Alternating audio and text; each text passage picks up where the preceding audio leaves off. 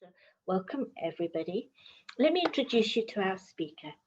Our speaker today is a long-time television producer and host living and working in South Miami. She describes it as a profession and passion for over 35 years. Her most recent produced and hosted She recently produced and hosted the show Art Street for WLRN public television, which is possibly closest to our BBC in the Probably, yeah.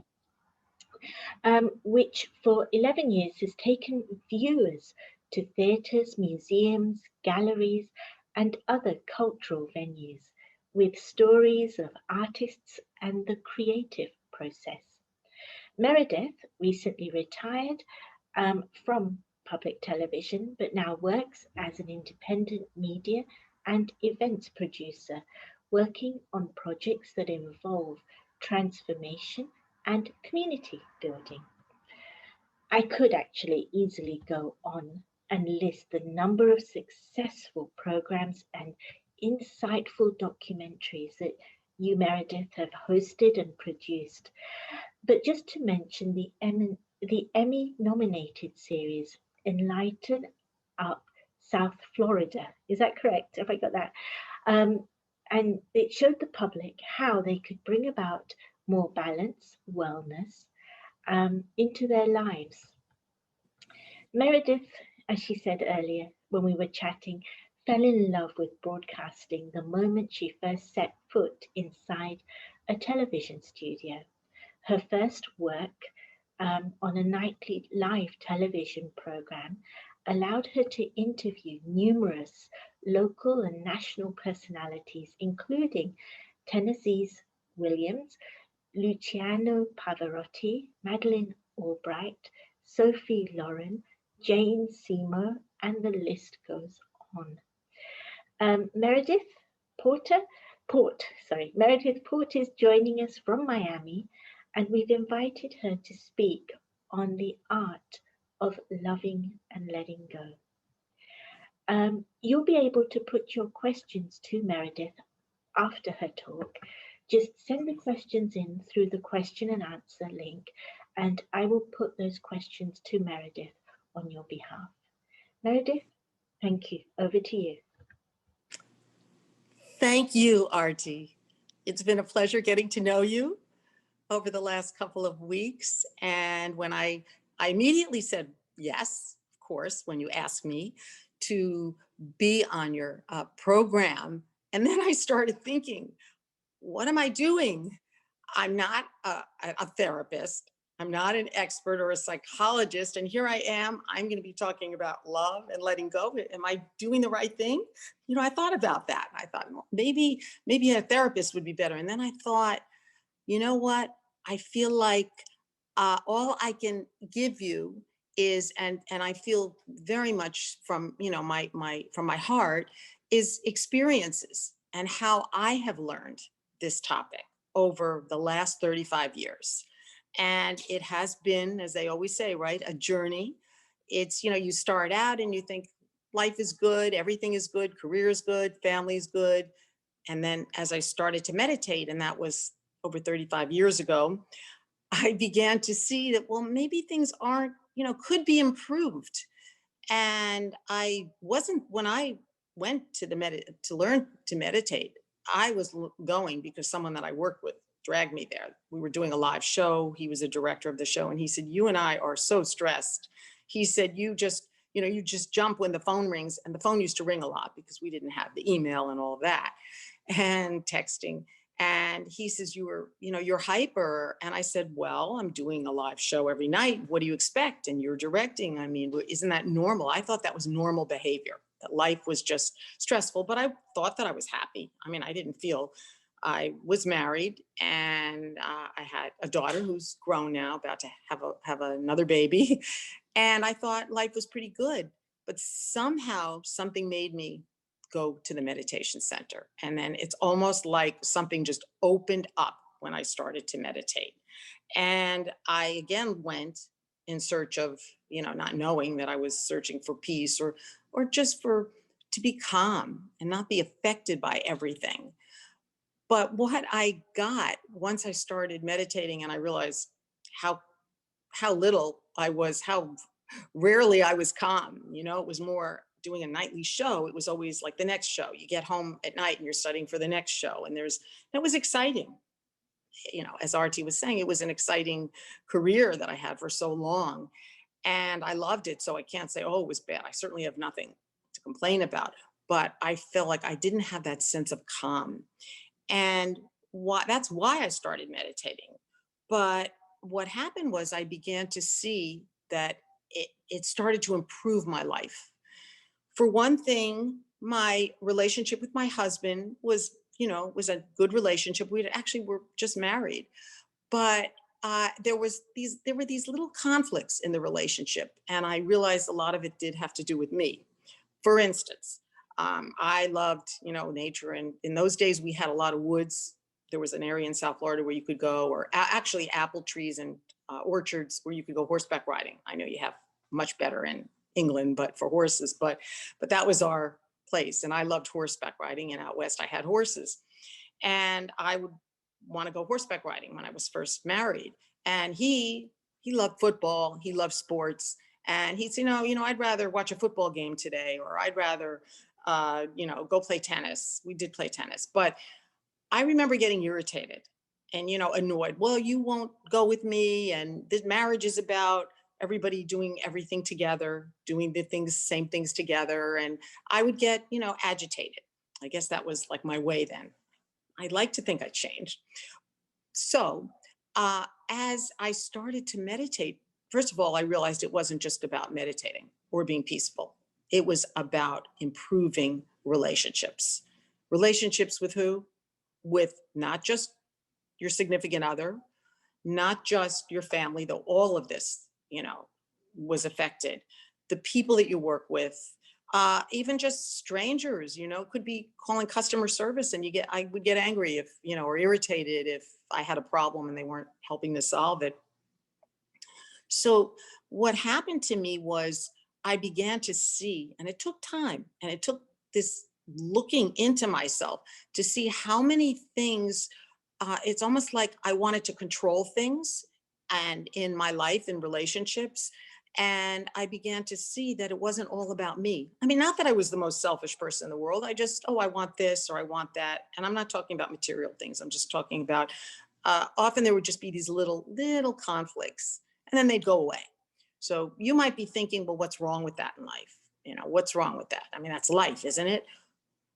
I've come to see that life can be different. There can be just something more, a give and take, that, okay, I can be fine now well, my husband passed away, and I'll talk about that later, but he recently passed away. But what I started to see was that and that's how we began to live, which took time.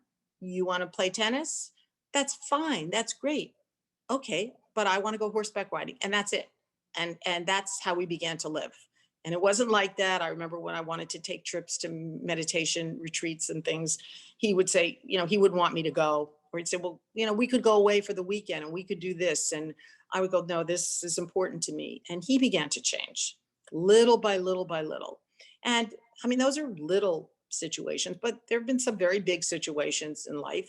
Things come up when you're married for a long time, or even whether it's how you raise your child. I have one child, and what happened was I just began to be so much more uh, aware of the other person and his needs, and the fact that, and really, harmony to me has become my way of loving, I think, or part of a loving relationship, where harmony in your house is more important than getting your way. And often something would come up and it would just be, okay, let's just be peaceful about it. Let's just talk about it and get it out and discuss and see what's the best way for us. And what I saw was that life got so much easier. I wasn't exerting so much energy into I want. And I really think that many people, when they have love in their lives, or achieve love, often they want to be loved more than give love. You could debate this with me and disagree, because I think there are people that are just giving naturally. But often it's our desire, my desires are being met. And I want to take this vacation and the other person doesn't want to go there. And we've had that too, certain things that he liked to do. Again, it was all about not desires, but I learned to just, that word accommodate, just say, okay, it's no problem. Let's do this. And there became just a give and take, and so much more respect for each other. It wasn't just really with doing things either. It was opinions. My husband was a lawyer and he could, out lawyer me, right? I mean, lawyers, they can be, they can win. And he was used to that. So if I had an opinion, even a political opinion, I'm a TV producer, so you'd think I'd be pretty good with that. But he always knew the facts, and more than I did, or was more interested in the facts of maybe something going on like in politics today. And so instead, often it would be that kind of, again, it wasn't anything big, and there's nothing wrong with being natural. And I want to address that too, because I think it's very important to not feel like you have to have this perfect relationship and perfect life. But I began to see, as I meditated and studied, and began to see how meditation is connected with changing myself, and improving myself. And those are kind of little things, but things come up in life and we never know when they're going to come up. Sickness can come up, and finance can come up. I mean, we all have things, that family situations. And what I started to learn and experience was there was a different way to live. And there was a much more loving, respectful, an easier way to live. And I've always been a believer in easy. Maybe you think, well, that's good or bad. Sometimes it's good for things to be difficult. But I like things to be in flow, and I want things to be in harmony in my life. I don't want difficult situations, and I want everybody to be happy. And it has to do with cleaning the heart. And I think that's part of love. And letting go is letting go of the bad that are still blocking the heart, the emotions. And we all have past memories and situations that we think we don't have, and we think we're just fine. I know I thought I was just fine, because I thought I was a pretty well-balanced person and pretty normal. But what I started to find as I meditated was there were things that were coming up, that because that's what happens when you really go within and you start to see. I don't like to use that word defect, but maybe just the little, I don't know, the little things in your life that kind of keep you from progressing and moving forward in your life. And what came to me, and it took some years of meditating, was anger. I remember actually when I first started meditating, I said, when I learned about anger being kind of not a good thing, I said, well, I'm not an angry person. I never get angry. In fact, I said, I get a little irritated, but I'm not an angry person. I said, but other people are angry, have been angry in my life. And I felt that other people had hurt me in my life. Not anything terrible, but the more that I really worked on myself, what I began to see was that I had absorbed some of other people's anger in my life, like a particular family member who would blow up and get angry about something, and then they'd be fine. They would be fine, an hour later. But I was a child, and they'd be loving. They were very loving, and I would feel it, and I would hold it inside me. And as I got older, as soon as someone would even criticize me, I would get hurt. And it built up, where I realized, when I started going within and you start to take a deeper look at yourself and begin to see what you're all about, and what it is that energizes you, what it is that holds you back in your life from being loving. And I love the idea of being loving all the time. I mean, that's heavy. It's a big order, isn't it? And I don't think I'm there yet, but I think I've certainly, tackled some big issues and things. And one was the hurt, that I realized I had to let go of any hurt. And it helped me so much in my working life, because Artie was talking about television being so great and exciting, especially, learning where you learn in television. But what career doesn't have relationship problems, right? And what I found over many years, took me some time, was that most people were not unhappy with the work that I worked with. Often it wasn't that they didn't love what they were doing. They all did. Most of the people that went into public TV, they wanted to do good. They loved, what they did. But often it was what kept them back, and myself, was relationships with each other.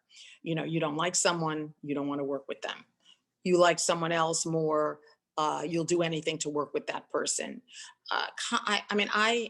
I could really write a book of the conflicts that I saw with some very, very intelligent people when they couldn't get along with somebody, or they couldn't even get along with people we were working with, flare ups and people getting upset and people walking out, and all kinds of things. I don't know if it's like that in your life and your career, but those things happened. And I started to see how harmony in my work life was so important. When I was doing this live show, that was my first live show that I did for 13 years. Then I went on to do a public affairs show, and that had its own controversies because it was all about issues. But the first show, the live show, there was tension, as I said, because there was, it was live every night. And you had to go on. It's the only time in my life I think I was perfect with timing. I don't think I ever came on late, but you had to be on, and that was it. But I saw how people didn't respect each other. People brought their problems to work, whatever was going on at home, they would be unhappy with if they had a situation. And so I started to learn how to get along more so with people. I'm not saying I wasn't getting along with people, because I think that I've always, enjoyed people and respected people. But to give an example, I remember that I had a supervisor who, she was always criticizing whatever you did. Wasn't just me, it was everybody. And everybody knew that. You would have to take your work before her. And that was more when I was producing tape programs, that like out in the field, we'd be all over in the community and documentaries. And you would know that 5 people could have looked at the show before and said they loved it, 5 supervisors, but she was the head one. And she would look at it and just start nodding her head. And you go, what is wrong with, and that's your baby when you're working on a show for a long time, months or a year, that's your baby. I mean, somebody's looking at it like, not good, not good. I used to feel like I wanted to cry practically. And she would do that, and she would nitpick and then force you to go make changes, something I never liked to do. I don't mind little changes, but I never wanted to have to revamp a show, especially when I thought it was good.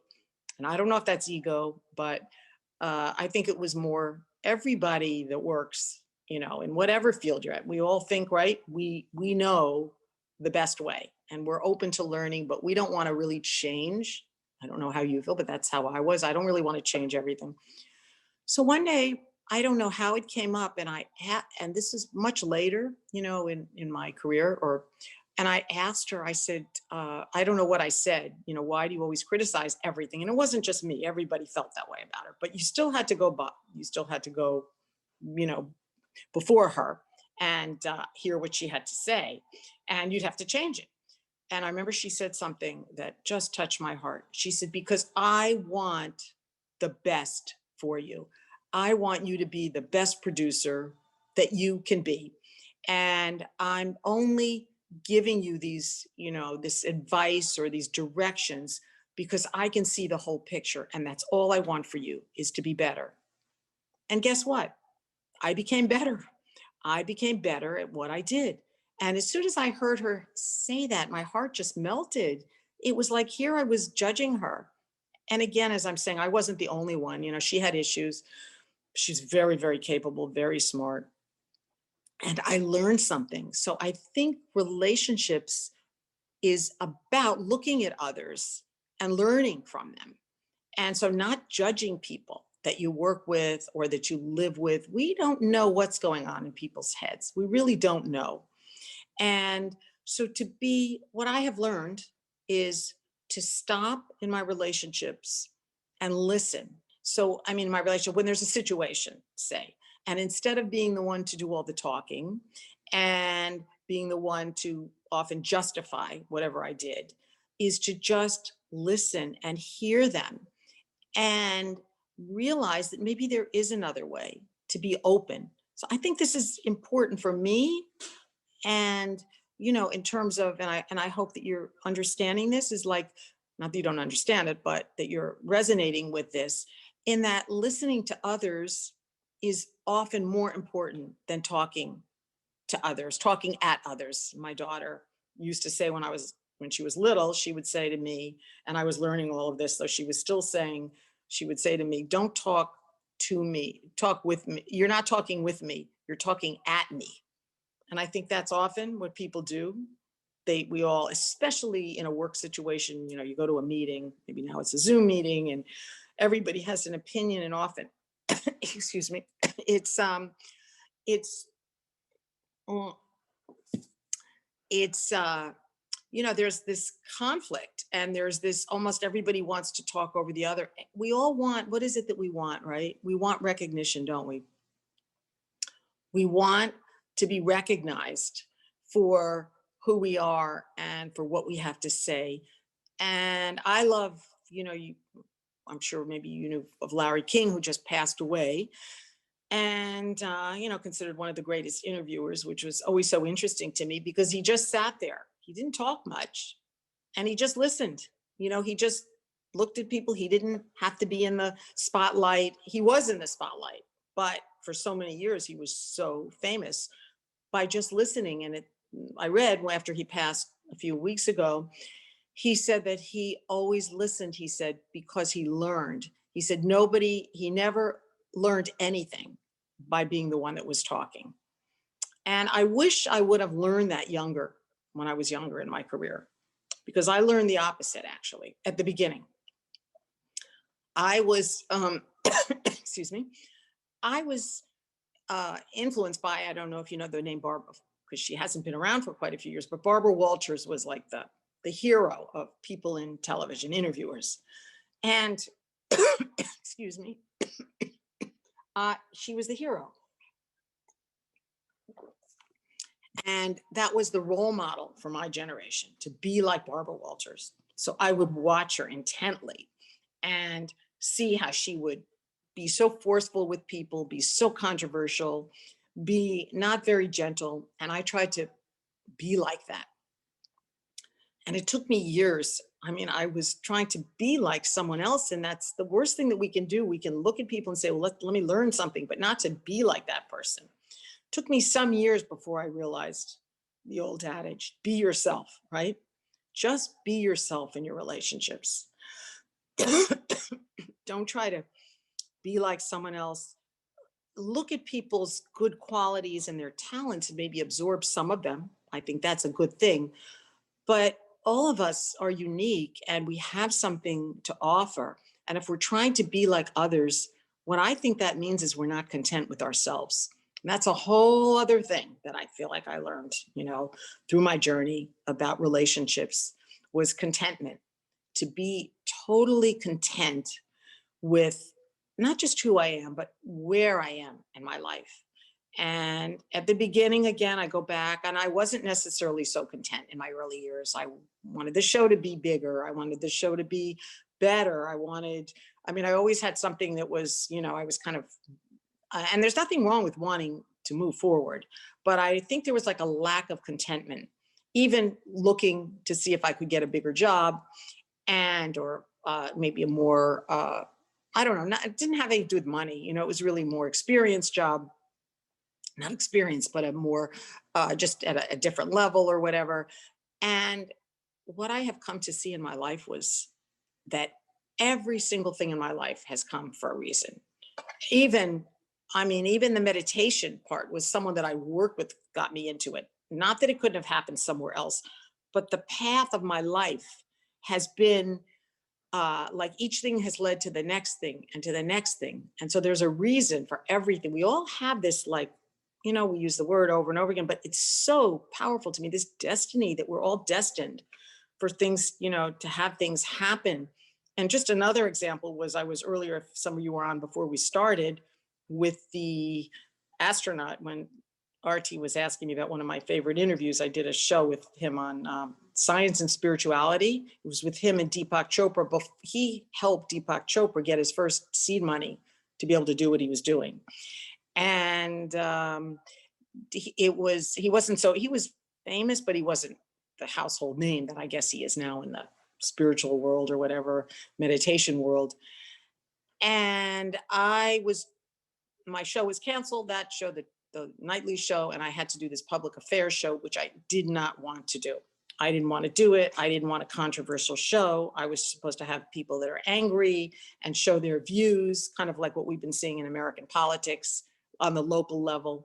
We had everything from immigration to smoking versus anti-smoking people. People were fighting, and that's the more controversial it got, the better the happier the management was with my program. And here I was meditating, and I'm looking for peaceful programs and inspiring programs. And then I get this assignment to do this regular public affairs show, very angry show. And I was sort of, irritated and kind of, why do I have to do this? Not content. And now I can look back and say, I should have said to myself, there's a reason for this. There's some reason, and let me learn what I have to learn, because I really had not. I had done some public affairs, but nothing like this, having both sides on. And what happened was, through that show, I met the astronaut. I met the lunar astronaut, and became he became a very important part of my life and my husband's life. And it was, he, as I said earlier, really, really helped me understand things, not just spiritually, but in terms of the environment, ecology, what was important in life. I learned a lot from him.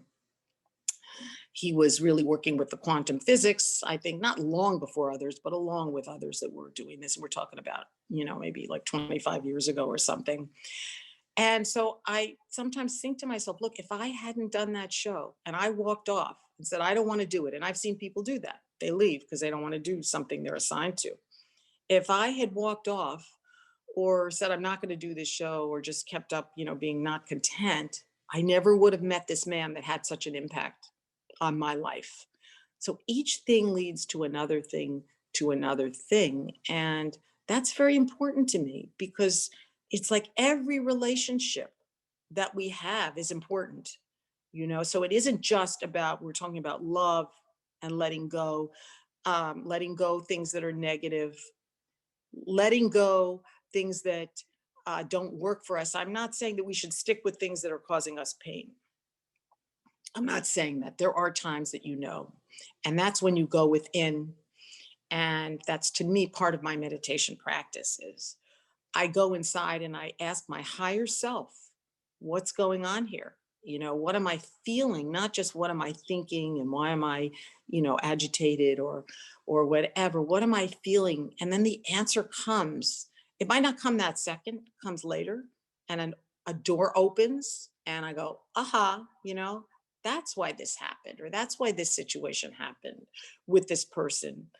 And so you might be thinking, well, love, these aren't, your relationships at work aren't necessarily about love or your career, but they are. They are.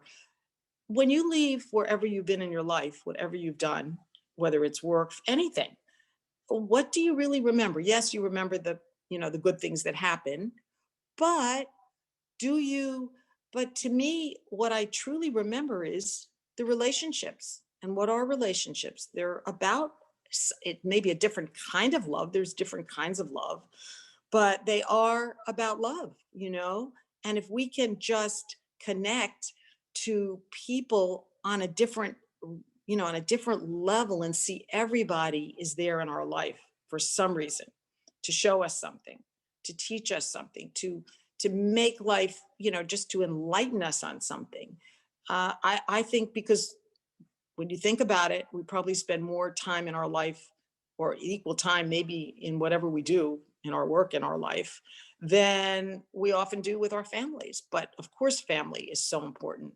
And of course, but I want to share another thing about family and my husband, which is that I remember when we would have situations where we didn't agree on something. And I remember one particular one, And what happened to me was I started to do this. I don't know how I learned it or how I did it, but I would go into my little room where I meditated, the den, and I'd sit and I would tell the, to me, divine energy, whatever you want to call supreme energy, consciousness, something higher, or even myself, my higher self, what the problem was. And I would spell it out, saying, I'm unhappy with this, with my husband. We're having a difficulty about this. And he wouldn't be there. I would just be meditating on this and coming from my heart and my deep feelings about what I was really feeling.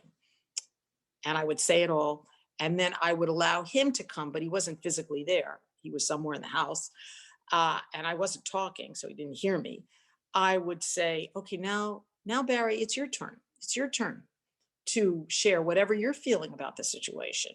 And I would allow him into the room, into my inner room. And he would give his explanation. I never knew what he was going to say. I didn't plan it. And suddenly it would be a lot of silence. And then suddenly something would come where I would hear his voice.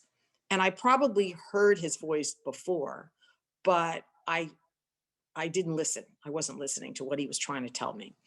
And then it would be like we just came together in this meditation. And I felt, okay, we were both able to communicate our deepest feelings. And then all of a sudden, what would happen, this happened more than once, he would just maybe a half hour later come in and just say to me, oh, I'm so sorry, I didn't know you felt that, or let's work it out, this is not difficult, let's just work it out, we'll be fine together, working this out, and give me a hug or whatever, and it would be over, the situation would be over. So that's something that I've used in my life, where I give my problem or my situation to my higher self, or to me, to higher energy, to divine energy, whatever you believe in your life, and then let that other person share theirs. And I think there's this communication happening on a much deeper level, and something changes, something shifts. I love shifting. I think there was a movie, right, a New Age, or some kind of the shift. I never saw it, but the shift, where we are shifting with our higher consciousness. And again, as I'm saying, if I think that if we're not moving forward and becoming more content, becoming happier, becoming just more present in our lives, how can we really, really have loving relationships? Because there's stuff, there's some stuff in there that needs to be cleaned out of the heart. And we don't want to go through life with these issues, even though we might think it's nothing. Some people just, they're used to it. Some people crave it. They like difficulty. They like controversy. And that's okay if it's healthy. And I was reading about, the actor Mandy Patinkin. I don't know. It was in the New York Times the other day, last week or so. And he and his wife, he was the one on Homeland, the star of many shows and everything. Amazing actor. His wife is an actress. And the whole story was about, they have this dysfunctional loving relationship that they fight and they get angry. And in fact, they're doing a whole YouTube thing. It's very successful. They fight, they get angry, they've separated a couple of times in their years and years of being married, but it works for them, because I think it works. And he's very moody, but I think it works for them because they love each other so much. So if that love is there, then maybe you have your own way of, arguing or having difficulty, but as soon as you see that it's not loving, and it really is hurtful, because people get hurt in relationships, and that to me is, I don't want to hurt anybody in my work, when I was at work.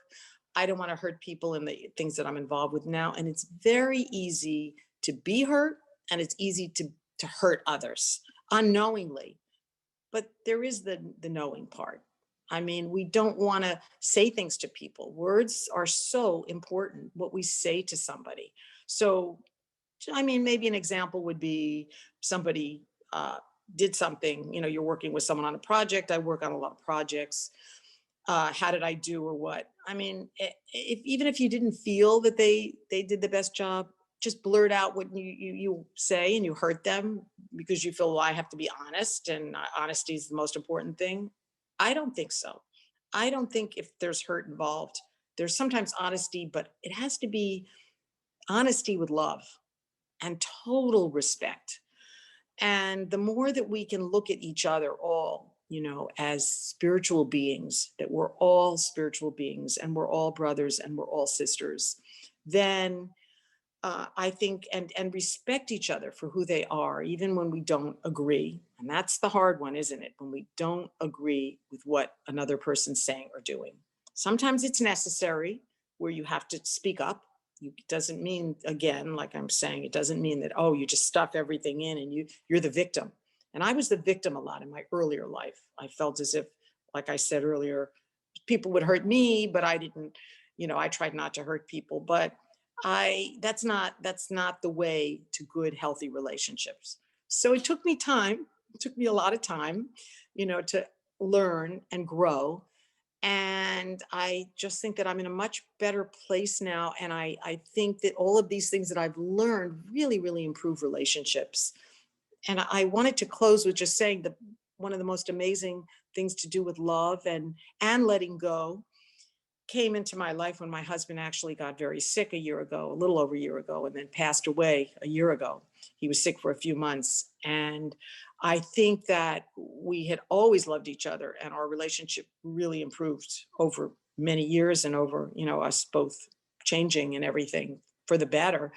But the love that I feel that we shared at the end was unbelievable. And when I look back, I only have good memories of it. We just had so much. I realized I had to give of myself, and it wasn't all about me for 6 months. It was about doing everything that I could do to help him, get better.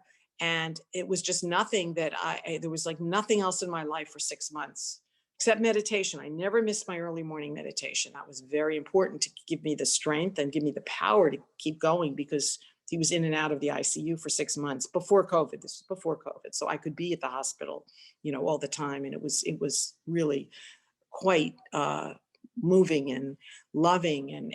But it changed my life, because I realized even in loss, even when you see someone you love suffering, and then you see that they do have to leave, they can't live in that body anymore, you just feel this overwhelming love. And I will never forget it. And so even in the loss, I recognize that I was able to accept a lot of things, as a result of, seeing this. And I was able to get stronger when he left, when he passed away, not weaker. I had my weak moments, I had my sadness, but I didn't suffer. And that's another thing I don't really believe. And again, I've learned this all through, my meditation practice and teachings classes, and that I'm not here to be suffering. And so I didn't want to dwell on the fact that he was gone. I wanted to dwell on think about the good memories and think about moving forward, but with a lot of love. And so you have to know when you give love and when you have to let go. And so it's always this give and take in all of our relationships.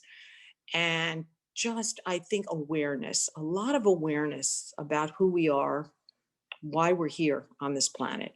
Are we here to fight? Are we here to argue or to be sad and angry or feel like victims? Or are we here just to give and to love and to care about everyone? And it's a process. It doesn't happen overnight, but I like the journey. I really do. And I hope that you understand what I'm saying. And I'm sure that in a lot of ways, you probably experience these things in different ways yourself. So I thank you. I thank you so much for inviting me through Artie to be with you and to be part of this program. And I know that I always learn something from just having to talk, because the more that I can get out whatever it is that I'm learning, and I do always have this desire to be able to share it. And I feel that whoever needs to get it, there'll be something. And I hope that was the case with you. So thank you so much. Oh, I think it's time for me to do a meditation. We will now just kind of maybe let go of all these thoughts and things that might be going on in your mind, looking at your own life and just evaluating, I think, maybe just a drop, take a thought or a feeling and say, what is it that I can do to make life better when it comes to love, relationships, and even letting go of whatever has to go? What is it that I can do? I am a being that can grow. I can grow and I can become better. I do not have to be stuck and be the same as I was even yesterday. Every day I'm growing, I'm flourishing, and I'm learning. I'm learning about myself, I'm learning about others, and I'm learning how to have beautiful relationships, connections. Isn't that what life is all about? Connecting with others, even if it's for a moment of a situation where you just somehow connect with somebody. Could be in a store, could be in the street, wherever. Just a moment, and I can grow from all of this. And I look at my life and I say, yes, I am growing. I am flourishing. And the more love that I bring into my life, the more love that I'm able to give to others and also take from others, the better that I become, the more happiness that I have. With more loving relationships, happiness spreads and it spreads. And so wherever I am, I will feel that joy of connecting with others, of being able to just love others and respect. So it's more than just love, it's love and respect. So I'm able to just feel that right now, this feeling of lightness, that I am this beautiful being of light, and I'm capable of learning and capable of progressing. Life does not have to stop. Every moment, there is something new for me, something new to learn, a new experience, something powerful, something beautiful. Every day is invaluable. Every moment is completely invaluable. And I look at my life right now, I assess my life and I say, with all the problems that I might have or the challenges I might have or had, life is good. Life is good. Thank you for being here with me. I might not be able to see you, but I can feel you. I can feel the energy because energy travels. Energy, we're all connected through each other, energy, through energy. Thank you so much. Thank you, Meredith. Questions are coming in. They've started to trickle in. Do you believe that to love others, we need to love ourselves? Can we not start first with loving others? It's so much easier. Well, I think we do have to love ourselves first. But if we wait and say, I'm going to wait until I just love myself, it could be a long time because it takes time to really love yourself. And that's a whole process. So you begin to love yourself, and I think you work on it. But at the same time, I think we have to be loving others as well. You know, we have to be, starting that process and starting to look at everybody with love, just seeing each person. And again, it doesn't have to be, I'm in love with you. Not like that. It's just a feeling of goodness, a feeling of compassion, of love. So I don't want to say there's different levels of love. Love is love, but it's like an experience of love where we are living in love, with our lives and with all that we do. So I don't think you have to wait until you totally love yourself, because it could take some time. Okay. Yeah. How do you let go of hurt? Good question too. I think you have to see it when you're hurt, look at it, and I do that in my meditation, and almost like just look at why am I hurt and try to get in touch with the feeling of what it is. And I mean, it doesn't require spending hours on it. And it's better. I try to do that kind of almost sometimes pre-meditation. It's not always part of my meditation, but just sitting in silence and going over, well, this happened and what did I feel? And often it'll have something to do with me, my reaction when I get hurt. Or I might just see, I'll understand the other person, what they said, or maybe they couldn't control themselves or whatever. But I think that we can really minimize feeling hurt. Once we understand what's causing us to be hurt, then we go, oh, okay, let me move on now. We don't want to hold on to hurt. Even if someone intentionally did it, we don't want to hold on to all of this. It's not good for the body or the soul or the spirit or anything. Not good for anything. Mm, mm. So do you have to analyze what's hurt you? How do you discover it without kind of reliving the hurt? Well, you might relive it because I do that in silence with myself and I think about it. And I think, this bothered me. This person said this, and I didn't think it was very nice. And I do have to, it's not relive it, but sometimes I might relive it and just say, well, what was I feeling then? And I might feel, and it might go back to something that's deeper within me. Somebody said something to me just like that, maybe when I was earlier in life. And I'm holding on to that every time someone says something. What does it bring up? Oh, does it bring up I'm not good enough? Does it bring up people don't like me? And you have to just let that emerge to get it out, so that it's kind of like cleaning your house, like under the bed. You have to clean it. You could leave it and it'll stay like that. Nobody will see it, and even you won't see it. But if you don't clean it out, it's gonna be there. Probably get more dirty, dust and everything.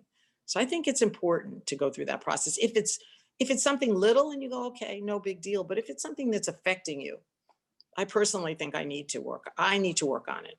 And sometimes it might require talking to the other person in a very respectful way, not with anger.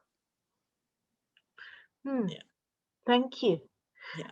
How to make your partner realize that he should be more considerate and less selfish?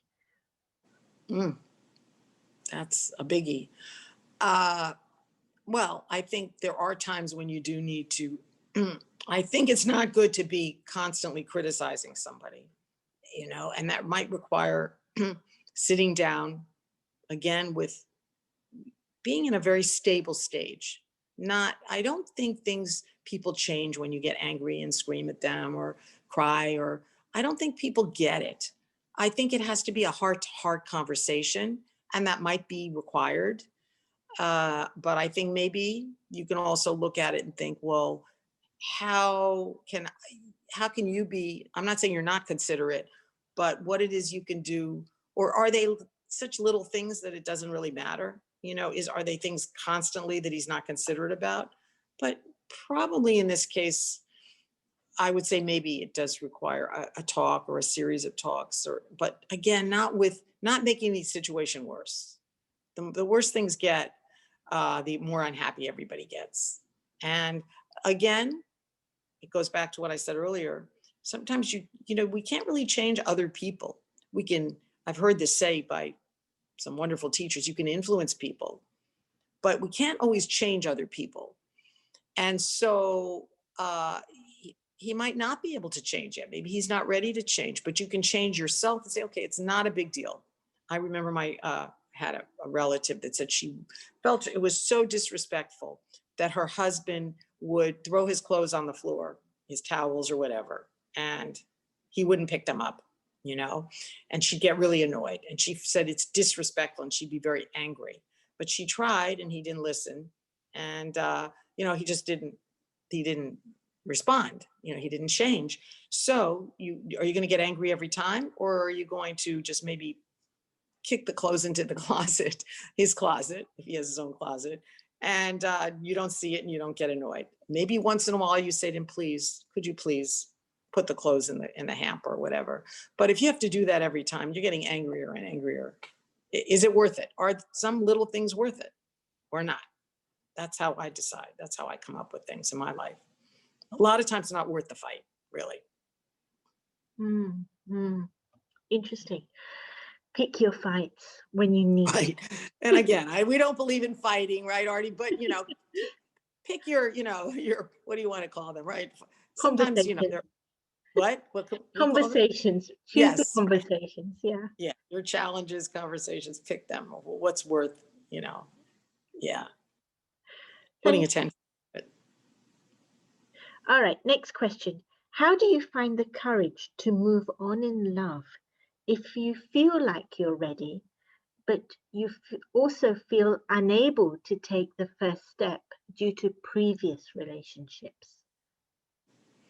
so to move on in love, because you're saying that you're afraid, I Well, guess, part or of you is ready and part of you mm, is still a bit afraid or mm, unable to move forward. hmm. I I think you have to trust your higher self. And if you're really feeling you're not ready, maybe you're not ready yet. And so I always feel I will know when something's right in life, whatever it is. And I've had this situation, maybe not your situation, but in life where something's not happening and I can't make it happen. And then what I do is I give it up and I say, you know what? At the right time, it will happen. And sometimes you could ask yourself, say, well, is there something causing you, you know, not to be able to move forward? Or is it just not the right time? And again, I really do believe in trusting our higher selves. And that requires, again, going inside, sitting in silence, not a lot of talk inside the head, really slowing down the talk to just a little bit, and not letting the mind just keep going and going, is really trying to figure out what it is required right now in your life. And maybe it's not, maybe it is. Mm, mm. So, what exactly are you doing when you sit in silence? If you're not having a blank mind and you're not being over Yeah. analytical, what are you doing? Well, what I've learned from meditation is to really try to sit in peace, or sit with the feeling of love, or pick something, one of the just the qualities, the whether it's purity, happiness, and just focus on that, and really just try to really just be in silence and feel the peace. Often, like, it's just, I am peaceful, I'm experiencing peace right now. And just keep, not a lot of words, and if something comes in, I try to just let it go. And I think it's good, if you haven't meditated, I think it's good, there's a lot of really good uh commentaries, so you follow the commentaries, maybe about being peaceful, being serene, I mean, there's a lot. Artie, do you want to share any with them, of some that Well, you I will recommend? make an announcement at the end, definitely, of Yeah, possible meditations for people to join. I think that would really be good, because yeah, it's not about blanking the mind, because you can never stop the mind from going. The mind will just keep going, but you can slow down and really begin to focus on something. And it's just to focus and slow down your mind and really try to experience peace. And sometimes I'll just say to myself, I'm feeling peace right now, and sometimes I'm not, but as I begin to do that, I start to feel it. But there are these beautiful commentaries, and I know that Artie knows, she knows what they are. And that is very helpful. So you have something to focus on. And then if you can also just put some beautiful music on and just say, I'm sitting here, I'm enjoying myself, I'm in the present. And it's good to have music, I think, too. That helps. All right, lovely. The next question is, I've been in a long-term relationship um, with men before who end up showing me a different side later on, that could be negative or manipulative. Mm. How do you see flags earlier before the changes happen so you don't get into the situation in the future? Wow. Oh, I I am a big believer that we do see these things. We just choose not to see them because we're so in love or like or whatever. And again, we're not out to look at defects, but if there is something that needs to be seen, like you say, something that you really don't want in your life, then you kind of need to be careful, about again, it's not about disliking people or who you're bringing into your life. And so if it might be something very little uh, that doesn't bother you, but if it's something big, maybe it's well, I can remember with my husband that we were on our way somewhere, and suddenly he didn't have his wallet, and we were just going together at the time, and I remembered that he was so peaceful and he didn't lose his cool, and he needed his wallet, and he said, we'll figure this out, it'll be okay, and he didn't get upset or anything. And I remember thinking, I remember I was quite young at the time. I said, that's a really good quality. I don't know if I use the word quality, but that he has, that he doesn't get. And he always was like that. He never got upset he got upset sometimes, but he didn't, he really was able to be very stable in difficult situations. I wouldn't say that's a difficult situation, but in situations. But if I saw him really get all upset and kind of, really just lose it, I would have noticed that and say, let me see how he acts in other situations. Again, not to judge people. We're not judging people, but if you're looking for a relationship, I think that you want to make sure that, is a person honest, is a person trustworthy. I mean, there are qualities that we look for in relationships, and everybody's got some defects. Let's face it. Nobody's going to find anyone perfect, and we're not perfect. So we can't expect perfection. I mean, that's not going to happen. And things will come up. Things will come up even so, but just to be a little careful, I think. Be aware. Yeah, be aware. Yeah. Is letting go the same as forgetting? I could forgive someone for any hurt they've given me, but Mhm. I don't forget it. Is that is there a way of should I forget it, and is there a way to kind of erase it? Oh, I can't believe you're asking this because I want to say that I know who's writing that, but I think he's not watching the program now. He's working, but we had a discussion about this a few weeks ago. And he said, and he's a meditator, very serious meditator and very spiritual. And he said can't, he can forgive, he said, when people do bad things to him. And he's in business and he's had things happen to him, and he said, I can forgive, but I won't forget. He goes, I'll remember it, like, because for the next time, I don't want to be, you know, I always say ripped off again or something, somebody disrespects me again. But now I understand that. And I sort of feel the same way. It's very hard to forget when somebody has done something, but you can forgive, understanding that that it was something that their weakness or whatever, or they didn't know any better, or you can forgive quicker than forget. I have seen amazing spiritual people that are so evolved that they do forget totally. I think that's the aim, to forget. But somehow, I mean, I've seen very few people that just forget everything. I think there's still some of that in there, but eventually, I think the aim should be to forget it. Like, forget it. Is it really important that this happened 10 years ago and the person did this? And I mean, unless it's something very, very dangerous, then you don't want to forget it. You don't want to get involved again with that. So forgive, it's easier to forgive quicker, I would say. It takes time to forget. Mm-hmm. Mm-hmm. Okay, the next set of questions, actually, the very next question is: are there any books you would recommend about love and self-love? Well, it's funny you say, seeing Mike George, who's come to Miami many times and spoken, and I really like that book, and I have that book in my library.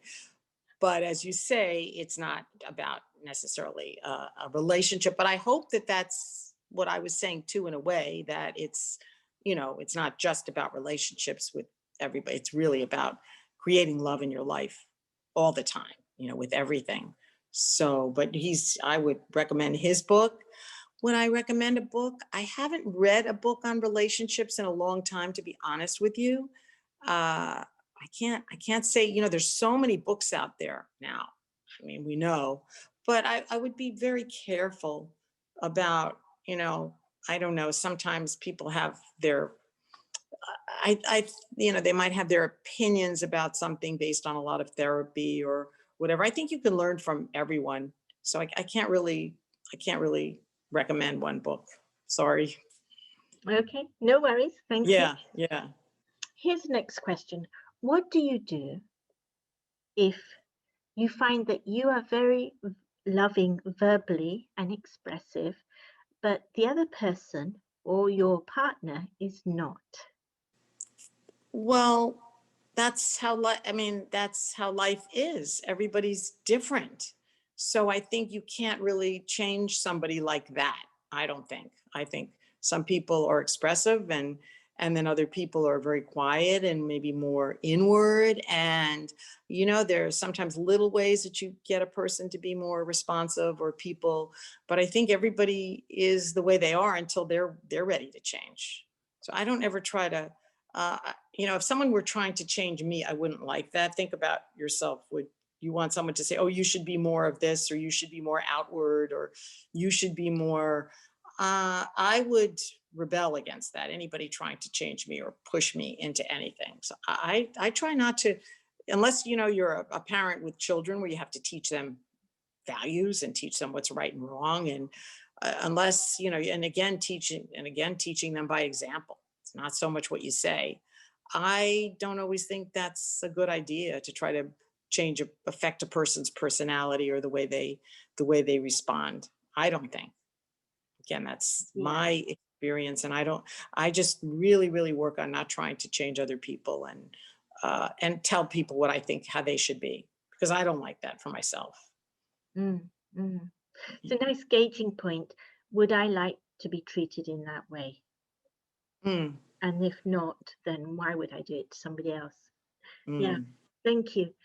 yeah. Um, is there anything you think would be good to work on before entering a new relationship? Uh, I think contentment. I think to be so content in my life that I don't need somebody else to give me that. And then if you're supposed to enter into another relationship, I don't know if you're ready to, if that's, then it's going to be much healthier.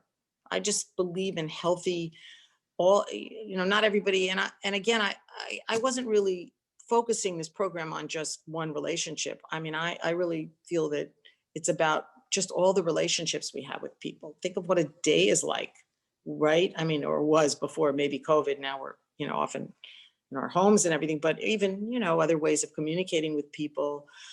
I think that all relationships are valuable and important. And so I remember someone telling me something years ago. They said, well, the man was a, a great businessman, very, very successful, but he was very disrespectful to people and took advantage of people. And somehow the comment came up. I was much younger, and comment came up was, but he was wonderful to his wife. Well, I never really bought into that. I think if you're disrespectful to people, you're probably going to be disrespectful in some ways to your family too, or controlling or something. You can't treat some people one way and other people another way. It's going to come out. So I don't know. I think the basic thing is, like I'm saying, is to have good relationships. It's work on yourself and just say, I'm on that. That's what I love about this whole process. It's not just, oh, I'm going to meditate, I'm going to relax. Now I can go off, relax, meditate for 15 minutes, it's over. It's really, meditation is about self change. That's, to me, that's my take, on it. That's what it's been like for me. So it's not just sitting in meditation to get away. It's beginning to see yourself as your higher self, your better self, your more loving self. Mm, mm. Thank you. And the final question I've got for you this evening is, the word love can be used to talk about many things that may not be healthy, like possessiveness, for example. What other words can we use to check that the love we are expressing is healthy? So what other words can we use uh, to know that? I guess you're saying to Yeah, know that. to know. Yeah. I think we know when we're expressing. I think you just have to, again, I always call it kind of self-check, check in with yourself. And if you're offending people and you're not treating people nicely, or you're criticizing people, criticism. I was just in a class, actually, Artie, was with Denise a few months ago, and it was so powerful about criticizing people is, she said that we all have to really watch ourselves. Criticizing people is very unhealthy. And usually it starts with a little bit of criticism and it gets worse and worse, where you're really putting people down and rejecting people. And so it's so many different things are involved when you're trying to be a better person. And why are we trying to do all this? We could just stay the same and say, this is the way I am, but we want to be happier and we want to be more have joyful lives. And if we have bad relationships and we're not getting along, and I've seen some very spiritual people, they think, oh, I just have to meditate and study and and then but they don't get along with people, and that's something's wrong if that's happening. We should be able to really get in. I'm not saying there aren't moments with people, or there are people that sometimes it's another thing. You have to know when to let go. There are people that are not healthy for you, and you have to know, and there are toxic relationships, and you have to know at some point to ask yourself, is this something I let go, or do I keep trying and trying? At some point, I've seen in my life, I just say, and more not necessarily in a one-to-one relationship, but just people in my life saying, you know what, let me let it go. I can be friends with them, but I don't have to be best friends, because it's not a good relationship. So you have to know when to let go. Yeah. I remember us having a conversation. I don't know if it was this week or last week, Meredith, but Yeah. the whole thing of when you have a friend that you've been very close to who has a very strong opinion, which you just don't agree with. Yeah. You said something interesting. You said you wouldn't walk away from them. Can you just That's kind of different. unpick Yeah. that? Yes. Yeah. I had that. We did talk about it, and thank you for remembering. Yeah, there is a person in my life, and we are just on two different sides, politically, and they're very, very strong. Hello, I see someone just saying hello, Roz.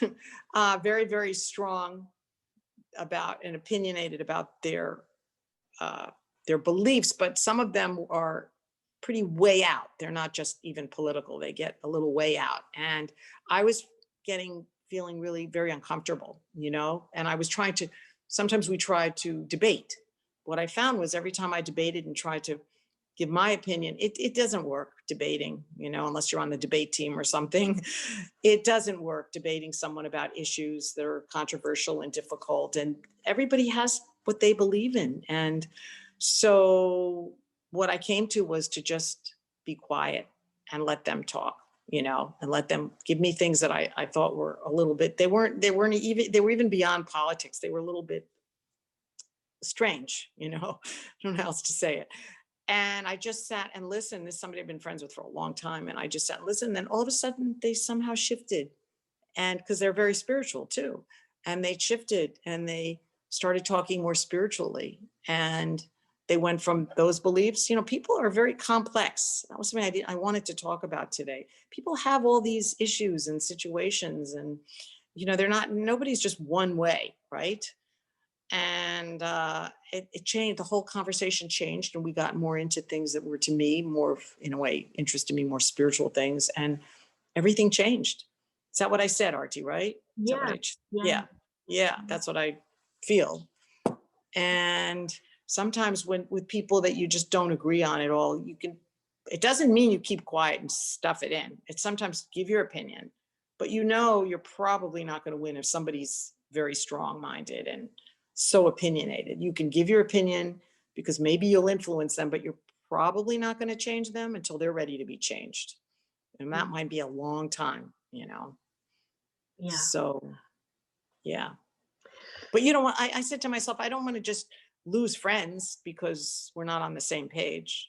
Friends are, maybe you've been friends with people for many years in your life and you don't want to, have a bad relationship with people that you do care about. So, Yeah, yeah.